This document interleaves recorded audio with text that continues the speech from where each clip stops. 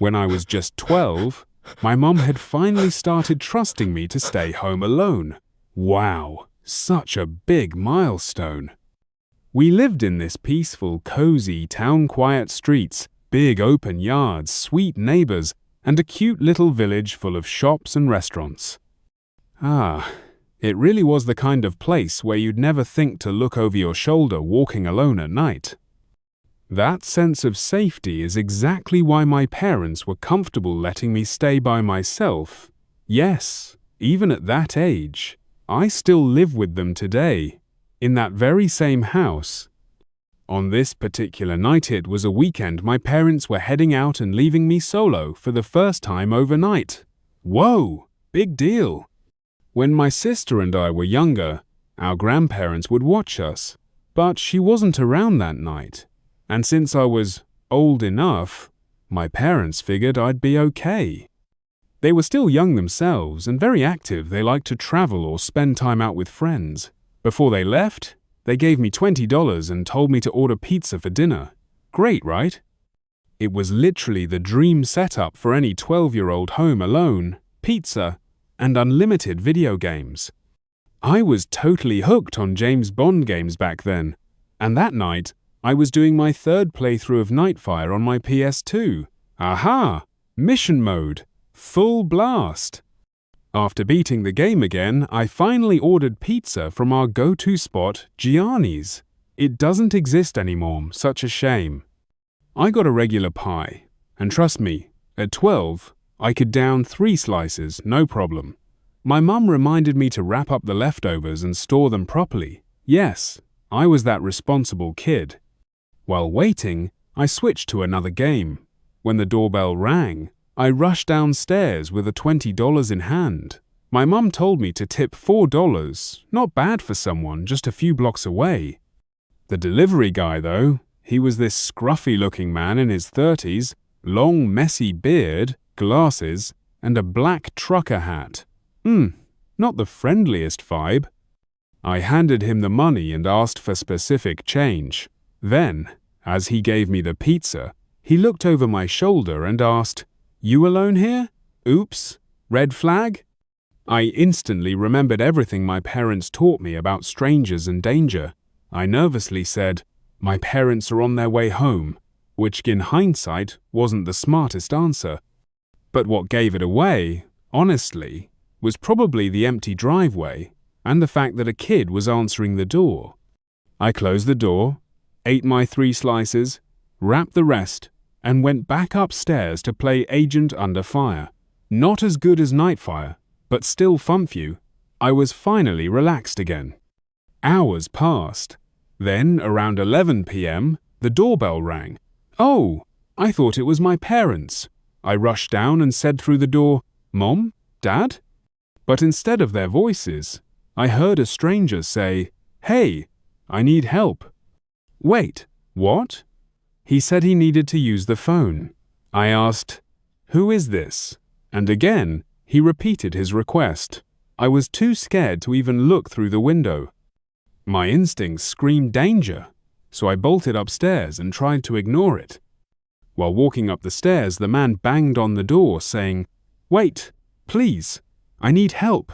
That meant he saw Meher must have been watching through the glass panel on the door. I turned and saw the silhouette of a man's head. I couldn't see his eyes, but it was obvious was staring at me. Terrifying. I darted into my parents' room, luckily the only place upstairs with a phone. I called my mum. She picked up, probably a few glasses of wine deep, but when I said there was someone outside asking to come in, her voice sharpened eyes, she was instantly alert. She fired off questions. Did I talk to the guy? Did he know I was home alone? I admitted yes. Then it hit me, oops, the pizza guy. I told her about him asking if I was alone. As we were talking, the doorbell rang 2 more times. I told her, panicking, that the man wouldn't leave. She told me to lock the room and stay put, they were calling the police. She kept me on the line as they called 911 with my dad's phone. Meanwhile, the windows were open to let in the summer air. Suddenly, I heard the side gate creak open. Uh-oh, someone was in the backyard. I whispered this to my mom. She told me not to make a sound, to keep the lights off, and just stay still. I whispered again, what if he tries getting in through the den window? She quickly hushed me and told me to wait for the police. She kept whispering updates and begged me not to speak. I had just started calming down when I heard footsteps downstairs. Heavy, unmistakable. Someone was inside. I whispered to my mom. I heard her scream on the other phone, likely shouting to the police, "He's in the house!" She told me to hide under the bed. That moment, the worst of my life. The only thing between me and him was a tiny lock on the door. I heard footsteps on the stairs, pausing near the other bedrooms. Please no, I thought. Then they crept down the hall to the bedroom I was in. He jiggled the door handle. It was locked, thank God. He knocked lightly but said nothing, then tried the handle again. Then, silence. He walked away, back down the stairs. Phew. I stayed frozen, barely breathing, too scared to even whisper. My mum finally said, "The police are there, but stay put." I expected loud banging or a door being kicked in, but instead I heard heavy footsteps and a man's voice calling my name, saying he was an officer. Oh, thank goodness. My mum gave me the go-ahead to open the door. 2 officers were upstairs, 2 more downstairs. Turns out they didn't need to break in. The back door was wide open. Ah, that's how he got in. The sliding window was open to his entry point. The officers took my statement while my parents stayed on the phone. When they finally got home, only 2 officers remained.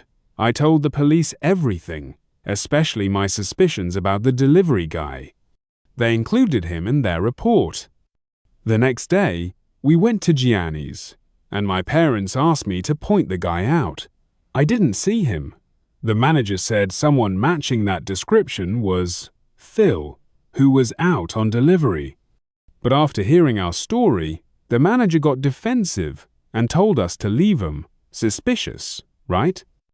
My parents caused a huge scene and vowed never to return. We waited in the car almost an hour, hoping to catch a glimpse of Phil. He never came back. My parents were sure the manager had tipped him off her.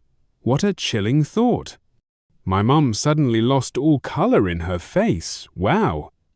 Then my dad squinted, his face hardening, and without saying a single word, boom, he headed straight for the gun safe, grabbed his rifle, and marched out to check the property. I turned to my mum, confused, and asked what was happening.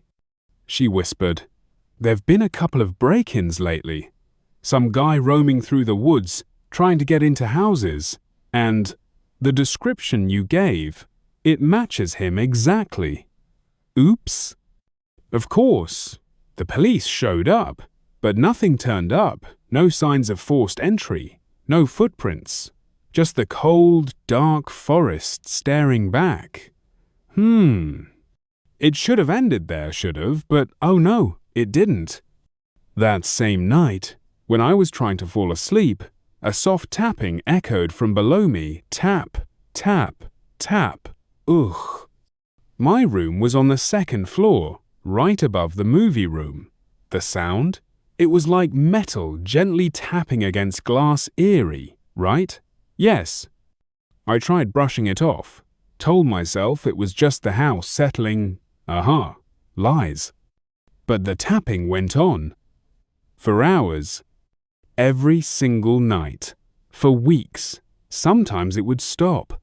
Sometimes I'd wake up at 3 a.m. to that same faint tapping few. One night, I swore I even heard someone walking across the roof. What? I checked every window, every time, no one. And yet, I couldn't shake that awful feeling, the sensation of being watched, followed, creeped out, definitely. Then winter hit. My parents had to leave town for a few days, and yeah, they were still pretty shaken, understandable. Before they left, they handed me a shotgun, just in case. Great. And thank goodness, we had our Rottweiler, the sweetest thing you've ever met, unless something was really wrong. Then, total beast, oh boy. One night while I was home alone, I heard it crunch, crunch, crunch. Deliberate footsteps in the snow. My blood ran cold, yikes. The dog sprang up, ears stiff, growling low at the door. Then came the barking loud, unrelenting, terrifying, oh. He never barked like that, unless there was something or someone really out there. I froze. I didn't even breathe. I didn't want them knowing I was home. And then, the knock. Slow, hollow, mocking new. I didn't answer. I couldn't. I curled up in bed, shotgun beside me, door locked, blinds drawn, dog at my feet, survival mode, activated. In the morning, I stepped outside and my stomach dropped. Footprints fresh, humans circled the entire house. Every single window. It was like someone was searching for me, oh God. I followed the tracks into the woods. Maybe half a mile in, they started to zigzag, loop, double back. Someone was trying to throw me off. Clever. Something inside screamed, "Turn back!" And I did. Good call. That night, the tapping was back, louder, sharper, angrier. Great. I knew it was him. I unlocked my door, grabbed the shotgun, and stepped onto the second floor deck, flipped on the floodlights, and there he was. Same guy, same creepy smile, same dead eyes, and yes, the knife was back in his hand. He stared straight at me like he could see into me. Ew. I shouted, "Leave now or I'll shoot." He didn't blink, didn't move, just grinned freaky. So I fired into the air, bam, and finally, he stumbled, backed away slowly into the woods, eyes still locked on mine. Chills. That's when I let the dog loose. I bolted downstairs, threw the door open, and off he went, a black missile of rage. Hooray! He wore a shock collar, so he couldn't chase too far, but part of me hopes he scared that psycho away for good. Because, after that night, I never saw that man again, phew.